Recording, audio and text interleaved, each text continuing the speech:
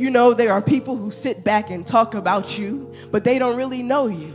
Maybe because their heart and their mind are in the wrong place. They think that you are just as nasty and disrespectful as they are. They'll go to everybody and their mother to talk about you, but never come to discuss the issue personally. And I know this might be a tough message to digest today, but I promise as I'm preaching it, I'm helping myself as I'm talking to you. But I stopped by to tell somebody that gossiping about other people is not a sign of a humble believer. Look at somebody and say, gossip is not a fruit of the Spirit. I can see her now trying to sift through the brothers in the neighborhood looking for an eligible bachelor. Can't you see it? I'd venture to say that she may have had a Destiny's Child spirit, an attitude saying, can you pay my bills? Can you pay my telephone bills? Can you pay my automobiles? If you can, then maybe we can chill. Or maybe you're a little old school, you don't know anything about Destiny's Child and the man paying your bills, but I remember being at the family cookouts and I would hear a song come on before the beat would drop. Something would say, bill collector's at my door. And when the beat drops, you would be singing, ain't nothing going on but the rent. You got to have a J-O-B if you want to be with me. She went on to say, no romance without finance. A fly girl like me needs security. You know that song. Isn't that just like us? So comfortable in our lifestyles and our social status that we forget that had it not been for God's grace, we would be nothing. You may have an education, you can have a house, you can have a car, money in the bank, friends, family. That means nothing when you fail to recognize that it's God that allowed you to earn these things in your life. But despite the hell, the hurt, and the heartbreak, allow me to make the claim to you tonight that even when it seems like you have nothing left in this life, you can still be left with something from Jesus. Jesus, leaving Mary something, teaches us that through it all, we serve a God that we cannot see, but it doesn't mean that he's not providing for you. He holds the power to shut things down and he can bring them back to life. That's why in everything I get, my degrees, my car, my house that I live in, my job, every opportunity, the first statement that I make is thank you, God. Because nothing that I work for is self-made.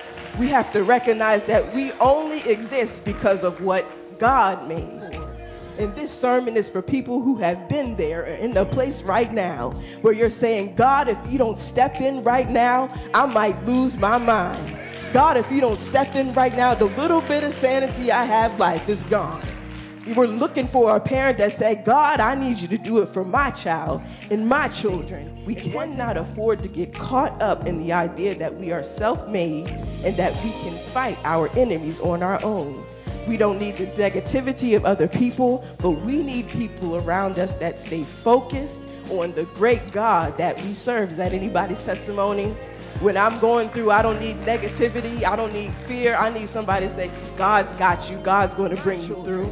And one thing I know is that there are several parents, grandparents, godparents, aunties, uncles, and good caring people who would testify that I don't play about my kids. I don't want to see anybody's kids suffer because their parents are struggling. Even if I can't make it happen, I'm praying for you. Even if I can't pray for you, I'm still interceding on your behalf. You're asking God, how can my nothing be turned into something? And that's our relevant question today. You're just asking God, how can nothing be turned into something? I don't know what it's going to take, but God, even as I stand here with nothing, I'm trusting you to make it happen for me. And I don't know about anybody else today, but I can testify that sometimes God has a way of making us wait until we are on the brink of desperation and doing something crazy before he performs a miracle for us. This woman knew that creditors were coming to take her children as debt slaves. This was an urgent situation that God had to step in and fix immediately. She was like some of us sitting in the house looking at, what can I sell? What can I make? What can I do? What do I have around here that could help me pay this debt and keep my children out of slavery? But she did not realize, and what we often overlook, is the fact that you may have spent your life dealing with people who look at you as though you were disposable and worthless.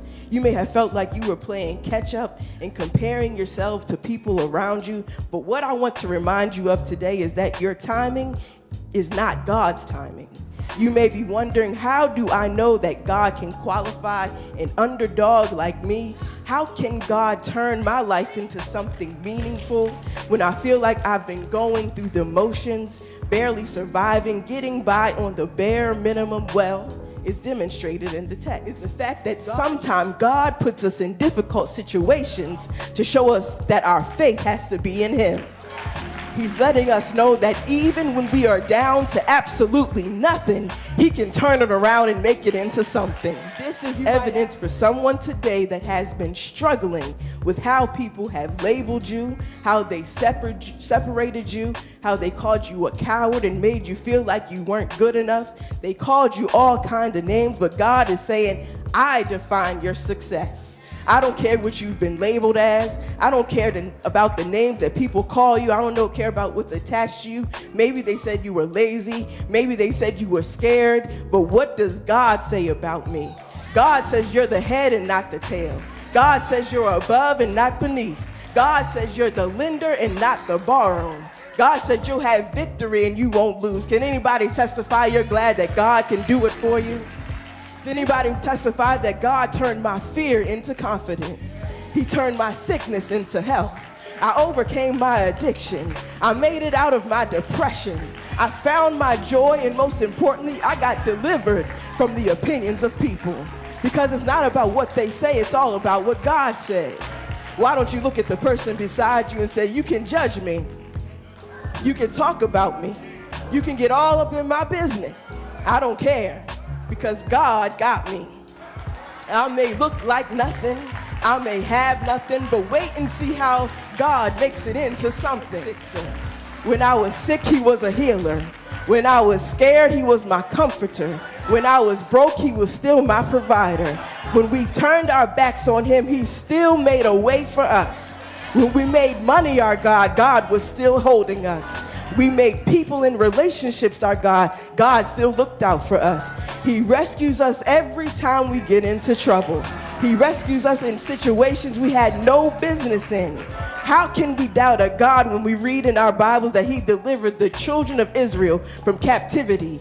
He restored Job's life after he lost everything. He delivered Saul from his mental torment. He helped David defeat Goliath. He rescued Daniel from the lion's den. Come on, you know the Bible, but maybe you need to testify about what He's done for you.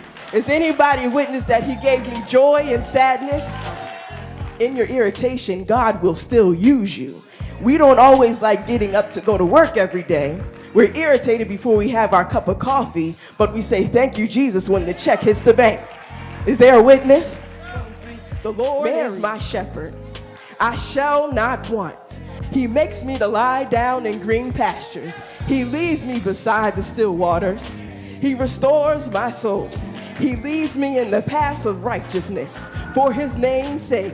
Yea, though I walk through the valley of the shadow of death, I will fear no evil. That means Somebody's prayer today ought to be, God, I need you to increase the faith of the people around me. If we're honest, some of us have only been making it off of grandma's faith and our mother's faith, but now it's your turn to step in and say, my faith is turned up for the people that are coming up behind me. We got to get connected with people of faith to be the prototype for what God can do in our lives. So I came to encourage somebody today that although people might talk about you, they might disrespect and discriminate against you, they may even disregard your authority, but God's got you. And there's nothing that anybody can do to change that. You ought to look down your row and tell everybody, God's got you. Jesus is proof that you can be a child of God, but still feel pain. He's proof that you can be a child of God and still be mad. He's proof that you can be a child of God and still have days when your parents, your teachers, and your friends are wearing you out. These words are proof that you can love God with all your heart, and sometimes you still want to cuss people out. These words are proof that people are going to try to push you to get a reaction out of you, whether it be at home, school, or even in the church. But Jesus was human, He was divine, but He was still thirsty. But is anybody celebrating that God steps in your situation right on time, right when you needed him? He turned things around, and all those evil people that you thought were getting to you, you thought you had to come back and you had to say something to them, God is handling them. So you ought to give God praise right now. When I didn't think I could go on any longer, he gave me encouragement to keep living. The real tea in this story is that God is there all the time. So no matter what you're going through, God is going to bring you out. He's going to see you through. He's looking out for you, even in times when you feel alone, when you've been depressed, when you've had enough. God is still there. I just came by to tell you today that God is still here in the midst of your hopelessness. Can we celebrate all that God is doing today? So my thirst is real, but I know my testimony is that in my weakness, I'm still winning. In my sadness, I'm still winning. In my depression, I'm still winning. In my hurt and all the hell that I go through, I'm still winning. When I shows us that he may be leaving this physical body, but he was leaving her with something. And he's left us with something tonight. Is that anybody's testimony? He's saying that you may not see me, but I'm still here. You may not see me, but I'm keeping you every day. You may not see me, but I woke you up this morning. In my lowest moments, you picked me up. Can anybody testify today that he left me with something? God left us with his miracles. That means I will fear no death. I will fear no depression. I will fear no despair. I will fear no sickness. I will fear no sorrow. I will fear no man. I will fear no woman, because nothing can get in my way when God is involved. Why don't you turn to your neighbor and tell him, neighbor, watch God turn your nothing into something. I favored you with the loving family. I favored you to overcome addiction. I favored you to not lose your faith when you were going through sickness. I favored you to get through that abuse. I favored you to overcome your trauma. I favored you to get over the cancer. I favored you to get over the depression. I favored you, and at 7:30 service, somebody can testify. I'm proof that nothing is too impossible for God. Anybody know that they are the prototype that could help someone else's faith in God? Anybody testify, I've been tired, I've been sick over and over again. The doctors can't explain why the sickness keeps coming back, why I've been in the hospital with no diagnosis. But I know there is somebody here today that can say, I am a walking miracle. It's not because of a doctor, but it's because of God. It's because of my faith. It's because of uncommon favor to do what seemed impossible.